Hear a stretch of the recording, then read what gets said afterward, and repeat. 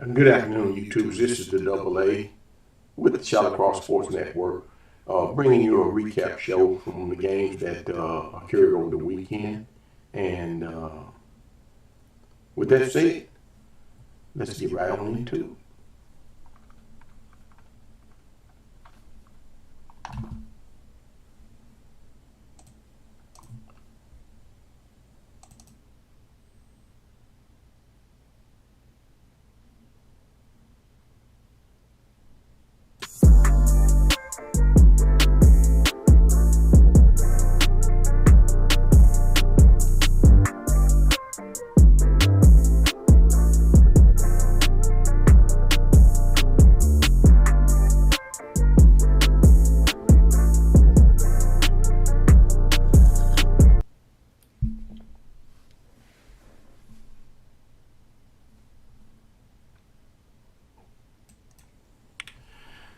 Well, they had a big weekend this week.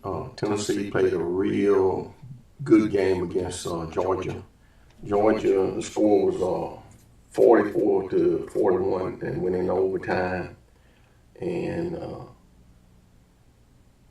Tennessee had several chances to win this game, and they didn't do it. Those last two drives in the third or fourth quarter, latter part of the fourth quarter, one in the latter part of the fourth quarter, the other was like at the beginning of the fourth quarter or the early or the ending of the third quarter.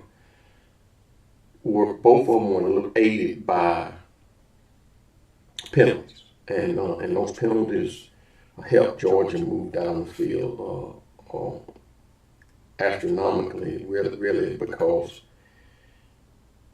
without those penalties, they wouldn't have never made it down the field. And then a couple of questionable calls, especially a pass interference call, very questionable. But you can't place blame on the referees and the penalties. Tennessee had a chance to stop them, they didn't stop them, and they still had a chance to win. If Gilbert makes that field goal, Tennessee goes home a winner. And I think Joey Aguilar played like a pro. At one time, he was 14 for 14 passing. Just looking at the way he played, he surprised a lot of folks. And he really never surprised me, because after I watched him on film at Appalachian State, I knew that with a little more fundamental coaching, he would improve drastically, because he has all the attributes. He's strong arm, he can read the field, he goes through his progressions, and he can make all the throws, and he has some athletic ability to where he can get out and run if he needs to, and he has good size. So I knew he would be a good quarterback for Tennessee, and I believe he was, to me, a lot better than Nico was at this stage. He's a whole lot further ahead. And for all the people that are thinking that he played at such a lower level at Appalachian State, they were wrong, because when you playing, you gain experience. You look at some of the young quarterbacks out there now that's playing, and they're not playing good because they haven't played. And so Joey had played, and it's showing in his play right now. Tennessee can just regroup. They still can meet Georgia again, either in the SEC championship or meet them in the playoff. They just got to continue to win out, take this game, and get ready for the next game against the University of Alabama Birmingham. But there's a lot of tough games coming up for Tennessee, and that's Oklahoma's going to be a tough game. Mississippi State's going to be a tough game down there. And that's one of those trap games where we have to actually go out and play some good football to win that game. And then in addition to that, I believe that the Arkansas games could be tough, as well as Vanderbilt. Vanderbilt's playing like a top 25 team, and they're in the top 25. Tennessee remained in the top 15, even with that loss to Georgia. So we'll see what happens later on. But anyway, let's look at the stats here for Tennessee. And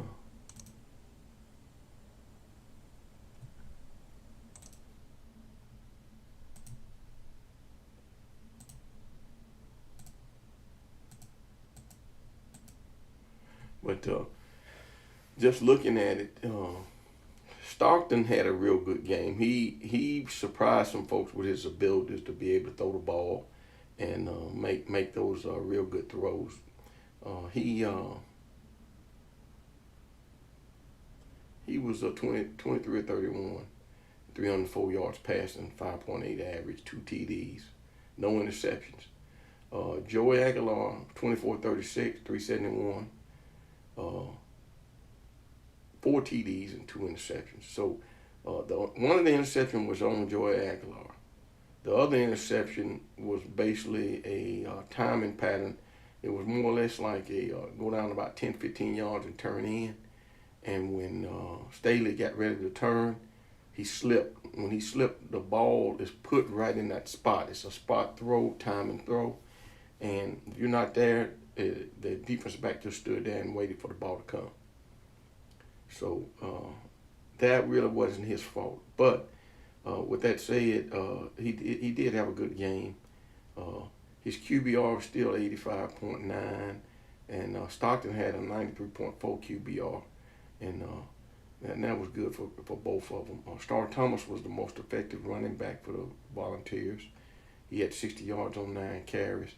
We should have ran the ball a lot better than what we did. We only had 125 total yards rushing. And of course, Nate Frazier led the way for Georgia. He had 14 carries for 73 yards. Georgia has a lot of big backs. I'm talking about guys around 215 to 230 in poundage. And they gave Tennessee a lot of trouble. Brazel had an excellent game, and he had 6 receptions, 177 yards, and a 29.5 average, 3 TDs, and his longest was 72 yards. Brazel, the ability that he has is uncanny, because Brazel can go up and out jump guys. He's 6'5", and he's long and lean, and so he can go up and grab the balls that against 6-foot defensive backs. So two of the receptions that he made for touchdowns were just that. And then of course total yards, Tennessee had 496 to Georgia's 503. And turnovers, Tennessee had those 2. Georgia, I don't believe Georgia had any turnovers. I think they may. I don't think Georgia had any turnovers, I don't believe. Oh, yes, they did, because they did lose a fumble, I think. They did lose 1 fumble, I believe. And then, of course, Tennessee had 23 first downs to Georgia's 28. And then penalties, Tennessee had 10 for 82. Georgia had 5 for 39. And, of course, Georgia's longest pass reception was to Kobe Young, and that was 45 yards. And so going into that game, everyone believed that Georgia wouldn't have a good enough passing attack to affect Tennessee's defense. Tennessee's playing, what people don't realize, Tennessee's playing without their 2 starting defensive tackles. They're playing without their 2 starting corners. And they played a lot of young guys. Farouk playing safety, free safety, he's a young guy. And then Tarentine's a senior. He's the only one with experience, but he's young when it comes to football, because he never got to play a lot. He played a little last year. And then, of course, McMurray has a lot of experience. And, of course, Boo Carter's still a young guy. And so, and, of course, our linebackers, are all of them are juniors, I believe. I think T-Lander and Carter are both juniors. The defensive line played very well. They got to Gunnar Stockton. He's a good quarterback, and he's going to be hard for a lot of teams to deal with down the road. But like I said, if I'm Coach Josh Heupel, I'm gonna go right in there and plug all the rest of these games in and tell the team that we can just win out, we can get to the playoffs, or we can meet Georgia again in the SEC championship. And that's providing Georgia wins out, because there's a lot of good teams in the SEC this year.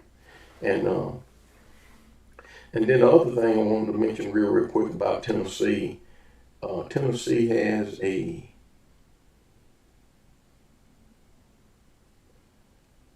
knack for getting players out of North Carolina right now. The big news is that Andrew Rogers is on flip watch from Virginia Tech. Virginia Tech, I think, fired their coach yesterday, as well as UCLA fired their coach Foster. And so Rogers is from Greensboro High School over there in Charlotte, North Carolina. Is it Charlotte or is it Greensboro, North Carolina? Yeah. Anyway, he's from the same school Faison Brandon is from. 6'6", 260 pounds. He's got a real good chance that he's going to flip to Tennessee. And then there's another kid by the name of, let's see what his name is. His name is Dre Quinn. He's a Clemson commit. And he may be on flip watch to Tennessee also. And usually Clemson's players, Dabo Swinney, if they're trying to still look around at other schools, he basically drops them off his list. He wants people to commit and stay committed to him without having to go on visits or any of that kind of thing. And so that's when we, 24/7 and Rivals and On Three and all of them are basically saying that this guy could be flipping to either Tennessee or it's another school I think involved in it. Maybe either Auburn or Alabama, somewhere, one of those schools. But anyway, that's just a little bit of news. But anyway, Tennessee had a big recruiting visit this weekend also. And we're going to hear the outcomes of that as it unfolds during the week. But the key is all of these kids that we have signed right now, we're actually committed right now. They have to sign in December in the early signing period, and hopefully everything goes well for Tennessee. But anyway, with that said,